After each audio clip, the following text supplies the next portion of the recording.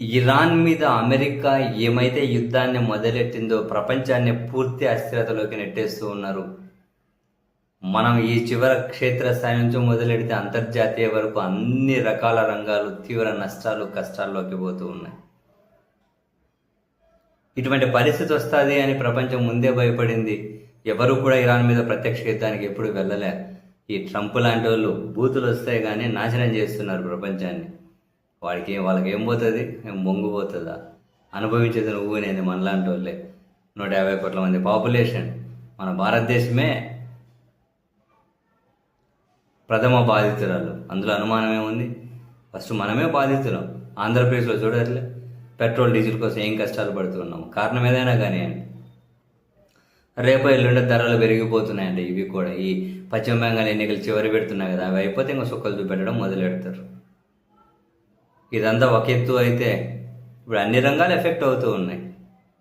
తాజాగా దేశంలోని ఎయిర్లైన్ సంస్థలు IndiGo, spice jet, air India ఆ ముగ్గురితో ఏర్పాటైనటువంటి ది ఫెడరేషన్ ఆఫ్ ఎయిర్లైన్స్ కేంద్ర ప్రభుత్వానికి లేఖ రాసింది. మేము విమాన సర్వీసులు ఆపేయడము లేదా మా విమానయాన కంపెనీలు మూసివేయడము ఏదో ఒకటి చేస్తాం, మాకు వేరే ఆప్షన్ లేదు అని.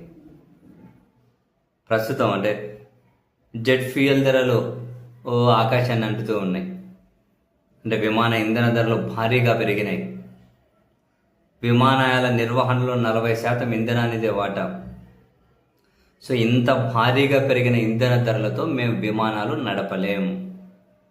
తాత్కాలికంగా ఆపేయమంటారా లేదా మా విమానయాన కంపెనీలను శాశ్వతంగా మూసేసుకోమంటారా లేదా ప్రభుత్వ వైపు నుంచి మాకేమైనా ఉపశమన చర్యలు దక్కుతాయా? మీరు ఏం చేయగలుగుతారో లేకపోతే ఏమి చేయరో చెబితే మేము సర్వీసులు నడుపుకోవాలా, కంపెనీలు మూసేసుకోవాలో నిర్ణయం తీసుకుంటాము అని. మొత్తం దేశంలో అంటే ఎయిర్లైన్స్లో వాళ్ళే కదా, spice jet, IndiGo, air India మొత్తం వాటా వాళ్ళదే. సో విమానయాన శాఖ అంటే కార్యదర్శి కేంద్ర ప్రభుత్వానికి లేఖ రాశారు. వాళ్ళు మూసేసుకుంటాం, తాత్కాలికంగా నిలిపేస్తాం లేదా శాశ్వతంగా మూసేస్తాం.